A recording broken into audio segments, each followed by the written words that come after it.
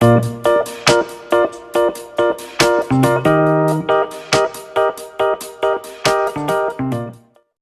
teman-teman, Assalamualaikum. Saya Dewi Sugito. Sesuai janji saya kemarin di video perkenalan, hari ini saya akan bercerita tentang bagaimana perjalanan saya dari sakit saraf kejepit, dari sakit sampai sekarang bisa sehat seperti ini meskipun belum 100%. Ayo kita ikutin.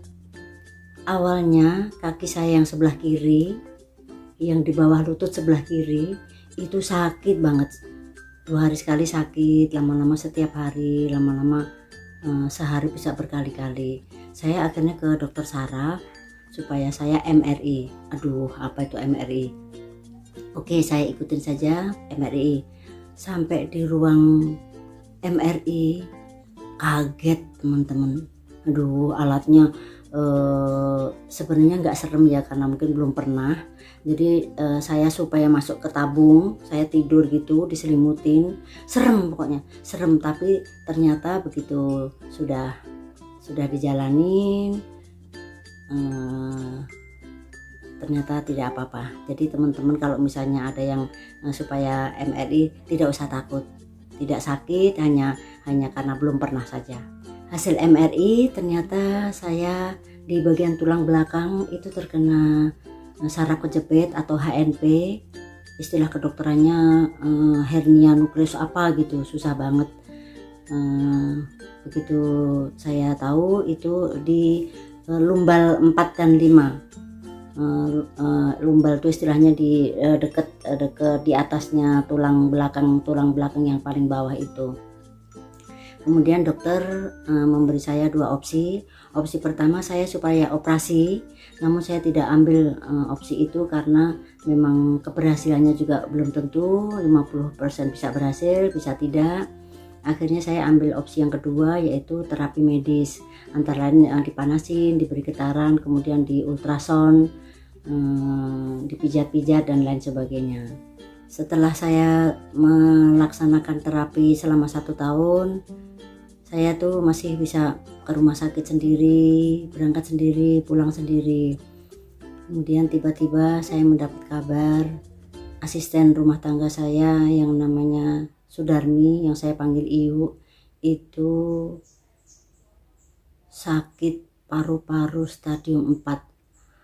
Aduh, itu rasanya saya satu rumah, satu keluarga tuh komeng semua. Komeng itu apa yang bingungin nggak karu-karuan. Aduh, yaudah kita jalanin. Asisten rumah tangga saya itu sudah ikut saya 34 tahun, luar biasa. Alhamdulillah, matur nuwun ya Allah, berkah luar biasa. Jadi saya sepakat dengan keluarga, dengan suami, dengan anak-anak, kita harus tetap merawat dia bagaimanapun. Akhirnya kita bawa ke dokter. Sebelum Iyu sakit paru-paru itu, memang anak saya yang barep itu pindah rumah, kemudian dia sudah punya anak 2, jadi Iyu biar ikut anak saya sering dikirimin makanan. Meskipun saya sakit masih mendapatkan kiriman makanan, jadi saya juga tidak terlalu repot. Teman-teman tonton terus video ini ya. Bagi yang sedang bergabung dengan video saya, tolong subscribe, like, komen, dan share video ini biar bagi yang punya penyakit yang saya alami bisa berbagi dengan mereka. Kondisi kesehatan asisten rumah tangga saya yang sudah parah itu akhirnya membuat kondisi saya juga tambah parah juga. Bagaimana tidak ya, asisten saya tiba-tiba anfal, kemudian kami sesak napas karena memang paru-parunya yang terkena. Kemudian kami sekeluarga menyewa tabung untuk di kamarnya dia yang nggak tahu panjangnya tuh 70 apa 70 cm atau 100 cm, itu kami sewa untuk dia, untuk merawat dia di kamar. Tapi ternyata kami juga tidak tega untuk dirawat di rumah. Kami bawa ke rumah sakit Persahabatan. Kemudian adiknya kami panggil untuk menemani dia saya carikan kos di dekat rumah sakit Persahabatan sana, ada sekitar 200 meter dari rumah sakit itu ada kos-kosan. Kami sewakan satu kamar di situ, mereka berdua. Jadi sewaktu-waktu Anfal adiknya bisa membawa cepat-cepat ke rumah sakit dan kami bisa menuju ke sana untuk berbagai keperluan, menangani berbagai keperluan di rumah sakit. Situasi seperti itu saya juga semakin drop. Jadi teman-teman memang beban yang terlalu berat dan terlalu kita pikirkan itu memang membuat kesehatan kita menjadi tidak baik. Tapi waktu itu saya juga sebenarnya sudah pasrah, tapi mungkin alam bawah sadar saya ya berpikir bagaimana anak saya mengurusi suaminya, mengurusi dua anaknya yang masih kecil-kecil, masih TK, masih SD. Bagaimana dia harus membagi waktu dia ke kantor, bagaimana dia di rumah sakit itu keperluan asisten saya itu bagaimana kan harus kita pikirkan juga. Itu membuat kondisi saya juga semakin parah. Kemudian juga satu lagi, ya Allah, cobaan buat keluarga kami, ya Allah. Teman-teman, tiba-tiba kami dipindah tugas untuk ke bagian lain, ke bagian lain yang tidak ada liftnya. Jadi saya setiap hari harus naik turun tangga, harus berjuang setiap hari untuk hanya sekedar berjalan, belum lagi menangani masalah SDM yang selama ini tidak pernah saya tangani. Selama ini saya bekerja di bagian teknis, jadi beban yang bertumpuk-tumpuk ini membuat saya akhirnya 4 bulan menjelang pensiun itu saya sudah tidak kuat untuk pergi ke kantor. Saya memutuskan untuk tinggal di rumah. Saya pasrah, apa yang akan terjadi terjadilah. Di rumah saja, nggak kuat jalan ke kamar mandi kalau bener-bener perlu banget. Mandi 3 hari sekali, ampun. Kemudian sholat selalu saya jamak. Kalau sholat membaca Al-Fatihah saja suka di tengah-tengah ayat itu bisa lupa. Kemudian kalau tidur pakai papan, dengan alas papan itu saya baru bisa tidur. Kalau pakai kasur yang empuk saya nggak bisa tidur. Kemudian itu saya pakai papan itu hampir 2 tahun tidur pakai papan itu.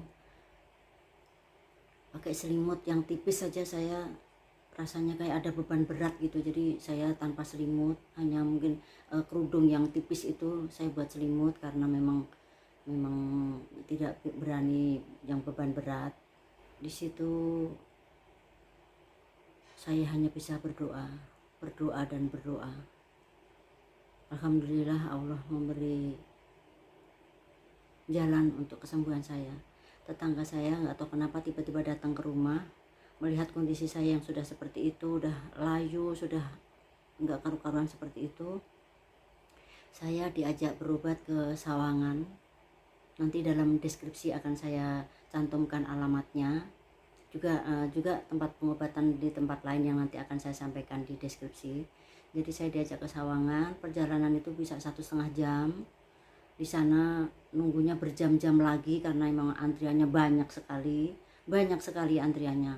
Padahal hanya diterapi selama 3 menit dengan memakai telur, tapi aduh saya teriak-teriak sakit banget. Jadi memang karena memang ada yang dirasakan badannya, jadi telur yang berbulir-bulir itu seperti saya dipijat yang kencang sekali itu.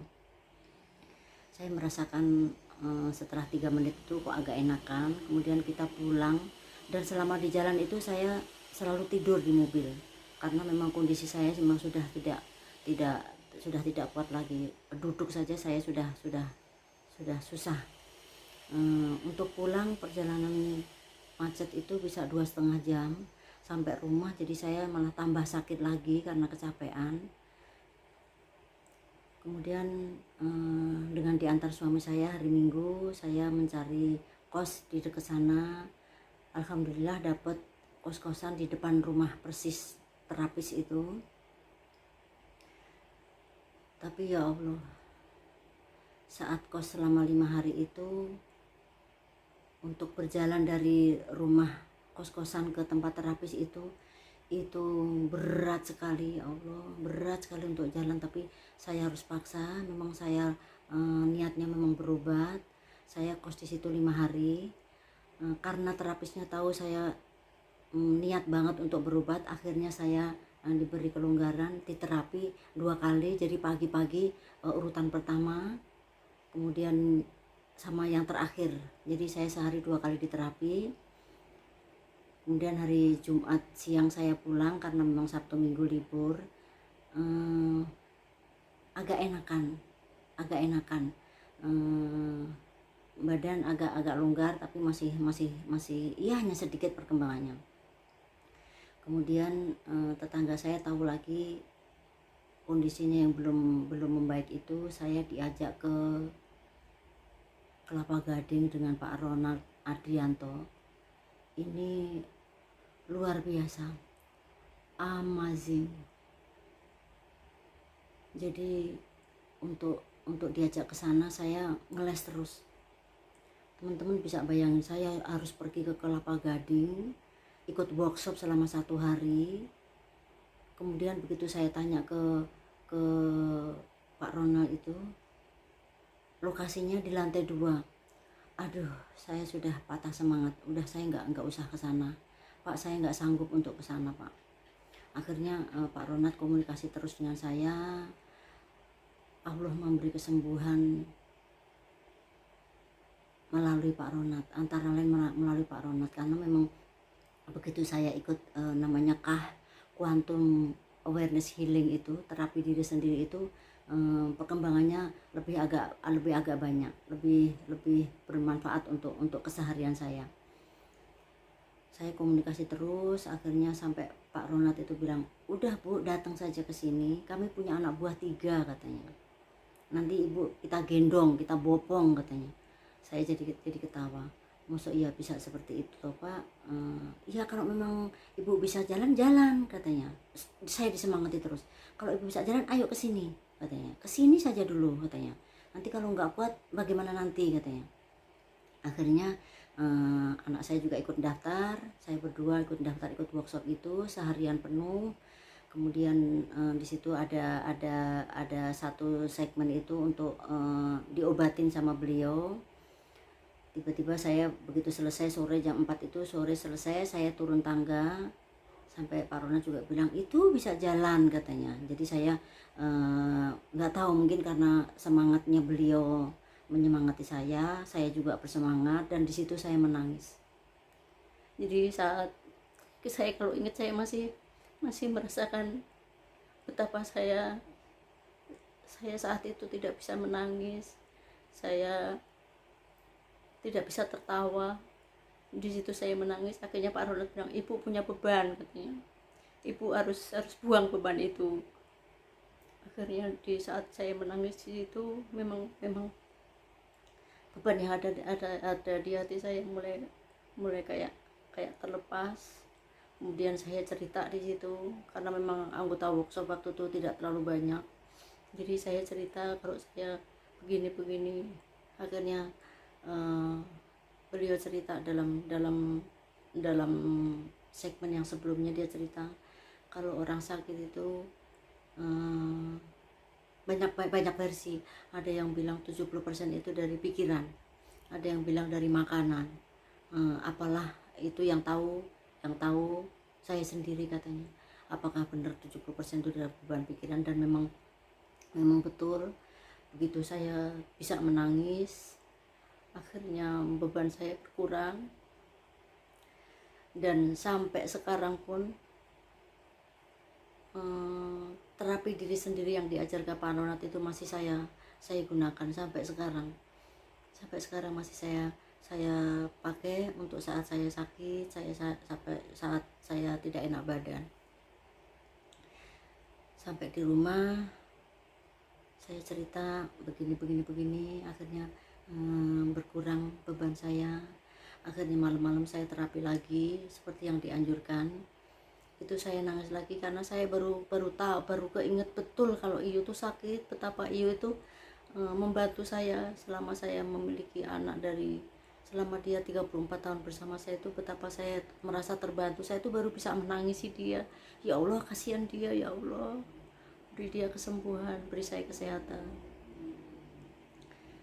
Dalam terapi itu, terapikah yang saya alami itu, yang saat saya terlentang begini, saya diajarkan sebelumnya untuk berdoa, kemudian untuk konsentrasi.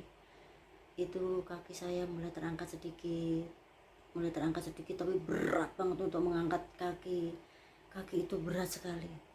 Jadi tapi saya merasa itu proses dari pengobatan itu. Jadi saya sehari bisa 4-5 kali menjalani kah itu selama sekitar 45 menit. Saya bisa 4-5 kali karena memang saya hanya di rumah saja, tidak ada yang bisa saya lakukan. Itu benar-benar di titik yang terendah yang selama ini saya alami. Jadi benar-benar saya 4-5 kali itu saya jalani, meskipun sakit, meskipun gembrobios, meskipun badan pegel semua, karena begitu menahan kaki itu sekitar 5 menit baru ke bawah, itu beristirahat, ntar keangkat lagi. Itu kan seperti saya mengangkat beban. Begitu hari ketiga, keempat, seterusnya mulai kaki berputar pelan-pelan, kemudian kaki berputar semakin kencang seperti kitiran itu teman-teman. Tangan juga berputar-putar, badan keangkat, dari tidur bisa keangkat, kepala keangkat, karena saya juga merasakan pusing kepala itu, kayak saya pijit-pijit sendiri. Dan itu menurut beliau, Pak Ronald, itu badan saya sedang mengobati dirinya sendiri. Dan itu saya meyakini itu proses dari kesembuhan saya. Terima kasih Pak Ronald atas Allah memberi kesembuhan kepada saya melalui Pak Ronald. Jadi itu terus saya lakukan. Di sela-sela saya menjalani terapi diri sendiri, dari saudara dekat, dari teman-teman itu menyarankan supaya saya pergi ke Bekasi, saya pergi ke Tangerang, pergi ke tempat pijat, ke tempat dimana saja saya jalanin, ke tempatnya Pak Ar-Rahman yang di Tangerang itu, yang di tempatnya Ibu Susi Susanti, semua saya jalani. Dan sampai sekarang sebulan sekali saya masih melakukan pemijatan itu biar otot-otot itu lemas sepertinya, sarannya seperti itu.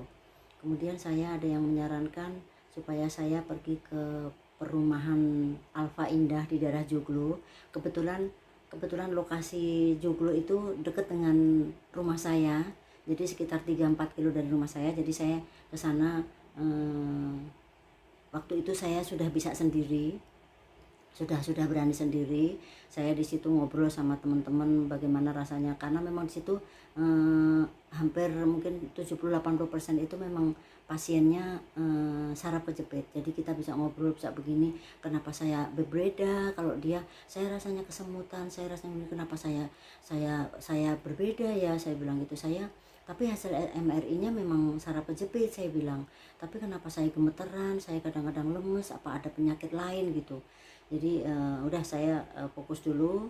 Begitu di dalam, terapis itu hebat. Jadi tanpa saya membawa hasil MRI, saya hanya bilang hasil MRI, tangan saya langsung diminta. Langsung beliau bilang, ibu kena saraf kejepit di L4, di lumbal 4 dan 5. Persis banget dari hasil MRI.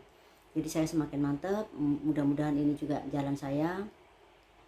Akhirnya saya supaya balik lagi 3 kali setelah pemeriksaan yang pertama itu, deteksi yang pertama. Kemudian yang kedua itu saya supaya tengkurap gitu. Kemudian saya supaya ikutin saya. Tangan saya bener-bener saya lemes ikutin dia. Itu langsung ditarik itu sampai bunyi pretek, sampai bunyi begitu dua-duanya. Dan udah langsung, itu tidak ada 5 menit juga, jadi cuma sebentar. Kemudian saya keluar, banyak yang ngejar saya, bagaimana Bu, sakit apa enggak, saya bilang gitu. Oh enggak sakit ya, enggak sakit itu, kok waktu itu saya sakit, ada yang bilang gitu. Jadi memang saya juga akan sampaikan ke teman-teman apa yang saya rasakan ini. Mungkin apa yang saya berobat di tempat yang saya sebutkan itu mungkin bagi orang lain reaksinya mungkin bisa berbeda dengan yang saya rasakan ya. Jadi ini yang benar-benar yang saya rasakan, saya cerita, ini yang saya pengen berbagi dengan teman-teman yang mungkin mengalami penyakit yang sama seperti saya. Kemudian setelah 4 kali saya kok agak enakan, akhirnya saya ke rumah sakit MRI lagi. Hasil MRI itu subhanallah, jadi saraf saya yang keluar dari bantalan itu waktu itu kan sekitar 2 cm, kata dokter 2 cm, kemudian di ujungnya itu ada seperti pelembungan gini. Jadi aduh, melihat hasil MRI itu memang dokter juga bilang saya memang harus operasi karena ini bagaimana mau menarik ini Bu, menarik biar dia balik ke bantalannya itu. Tapi atas izin Allah dengan ditarik itu hasil MRI itu saraf yang keluar dari bantalan itu sudah mulai tertarik ke tempatnya posisi semula, hanya memang belum sempurna.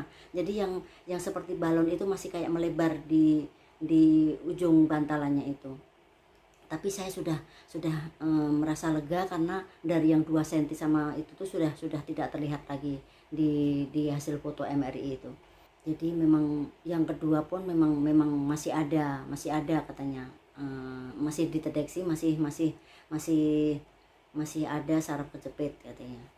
Jadi saya berobat lagi, alhamdulillah sampai ini yang amazing yang kedua, luar biasa yang kedua setelah Pak Ronald. Dan hasil MRI juga bisa terlihat secara medis terlihat kalau ada perubahan. Kemudian jadi saya setelah itu saya kombinasi antara terapi medis, antara terapi non medis dengan terapi diri sendiri. Kemudian saya pergi ke dokter lagi supaya saya jalan. Saya bilang saya di rumah ada sepeda statis dok, bagaimana kalau sepeda statis, maksudnya kalau jalan saya kok agak ini sejalan Bu, sepeda statis nggak boleh dok, jalan kaki Bu. Jadi saya ikuti sekarang setiap pagi jalan kaki. Awalnya hanya bisa 10 menit, dengan 10 menit jalan kaki sampai rumah saya sudah ngos-ngosan, sudah badan udah nggak karu-karuan. Jadi setelah pengalaman berhari-hari, berminggu-minggu, berbulan-bulan, ternyata memang saya tidak boleh capek selama lebih dari 25 menit. Jadi saya mau jinjit, mau sepeda statis, mau jalan hanya dari 10 menit, 15 menit, ditambah lagi 20 menit. Akhirnya saya balik lagi, begitu saya badannya nggak enak, saya balik lagi ke 10 menit. Kemudian saat saya masa recovery itu, saya pergi ke ibu saya ke Pandian itu di Solo. Itu saya di sana sepeda, bener-bener sepeda ontel itu juga seperti itu, dari yang 10 menit muter-muter di halaman. Kebetulan rumah ibu saya halamannya luas, alhamdulillah. Itu saya muter-muter di situ, dari itu tambah 15 menit, tambah lagi. Jadi bersyukur banget sekarang saya sudah bisa nyuci, meskipun itu pun juga bertahap, dari yang nyuci 2 baju, 1 baju jadi tambah. Kemudian seiring berjalannya waktu saya sudah pensiun di rumah, nggak ada kegiatan lain. Akhirnya saya belajar untuk masak, belajar untuk membuat minuman herbal, minuman jus dan lain sebagainya yang nanti akan saya share di video berikutnya. Demikian teman-teman sharing dari saya, semoga bermanfaat. Tetap semangat, mudah-mudahan teman-teman yang memiliki saudara yang memiliki penyakit seperti saya bisa sharing berobat kemana, dan meskipun berobat di tempat yang sama belum tentu reaksinya sama.